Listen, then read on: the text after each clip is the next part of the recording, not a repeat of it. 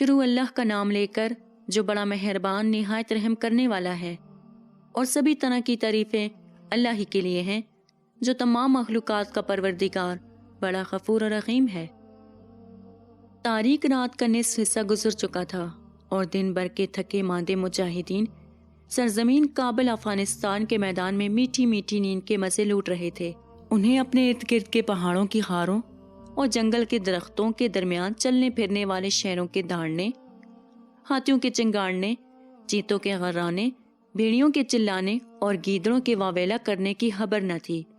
پہرے دار بھی آدھی رات تک پہرا دینے کے بعد اپنی خوابگاہوں میں سو چکے تھے۔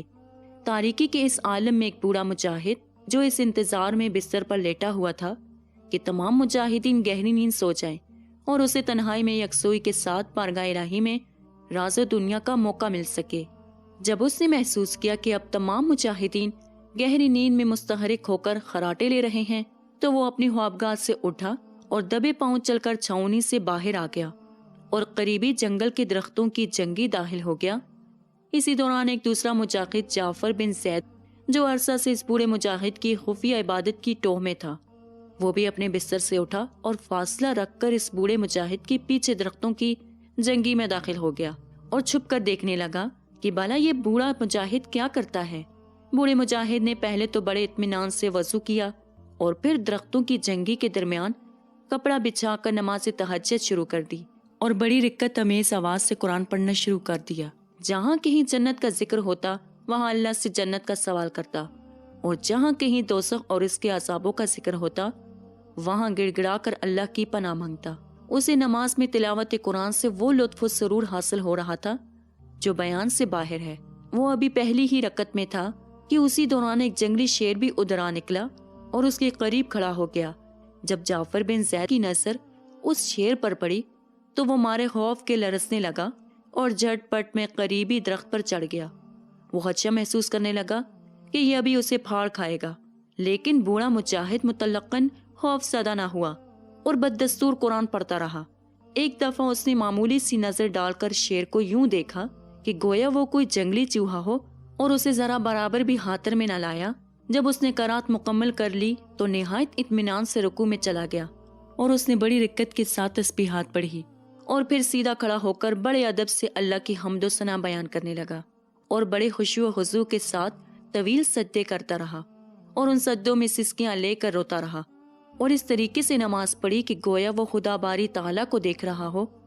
جب اس نے 2 رکعت پوری کرنے کے بعد سلام پھیرا تو بڑے سکون اور حوصلے کے ساتھ شیر سے کہا، اے درندے، اپنا رزق کسی اور جگہ سے تلاش کر، مجھے اللہ نے تیری خوراک نہیں بنایا۔ جب شیر نے یہ جواب سنا تو گرجدار آواز سے دھاڑنے لگا۔ اس کی آواز اس قدر خوفناک تھی کہ گویا پہاڑ پھاڑ دے۔ تاہم بوڑھے مجاہد نے مطلقاً پرواہ نہ کی اور دوبارہ نماز میں مشغول ہو گیا اور پرسوز اور دھیمی آواز سے قرآن پڑھنے لگا۔ جب اس نے خشوع و خضوع کے ساتھ 8 رکعات اور 3 وتر مکمل کر لیے تو دوزانہ ہو کر اللہ تعالیٰ کی اتنی شاندار حمد و ثنا بیان کی کہ کمال کر دیا، اور پھر دونوں ہاتھ پھیلا کر اس قدر رویا کہ درخت پر بیٹھے جعفر بن زید کے آنسو بھی ٹپکنے لگے۔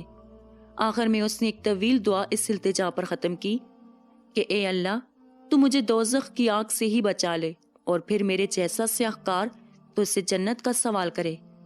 تو یہ چھوٹا منہ اور بڑی بات کے مترادف ہے۔ پھر وہ دبے پاؤں واپس چھاؤنی میں آیا اور اپنے بستر پر خاموشی سے لیٹ گیا اور اس اذان فجر کے وقت بستر سے یوں اٹھا کہ گویا وہ عشاء سے لے کر اذان تک سویا ہی رہا ہو۔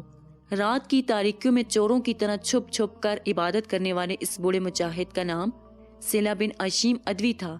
103 سال کی عمر پانے والے اس مجاہد کو بچپن سے ہی عبادت اور ریاضت کا شوق تھا، لیکن یہ اپنے نماز روزے پر قانع نہ تھا، بلکہ چاہتا تھا کہ اسے اللہ کی راہ میں شہادت نصیب ہو۔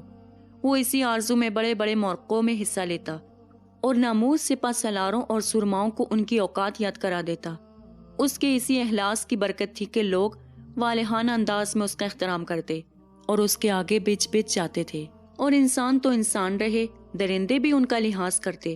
جعفر بن زید رحمۃ اللہ علیہ جو عرصہ دراز سے لوگوں کے دلوں میں اس کی محبت و الفت کی بیعت کی تلاش میں تھے، وہ جان گئے کہ اس بوڑھے مجاہد کا یہی خفیہ عمل ہے جو اللہ کو پسند آ گیا ہے، اور اس نے اسے جن و انس اور ملائکہ کرام کا محبوب بنا دیا ہے۔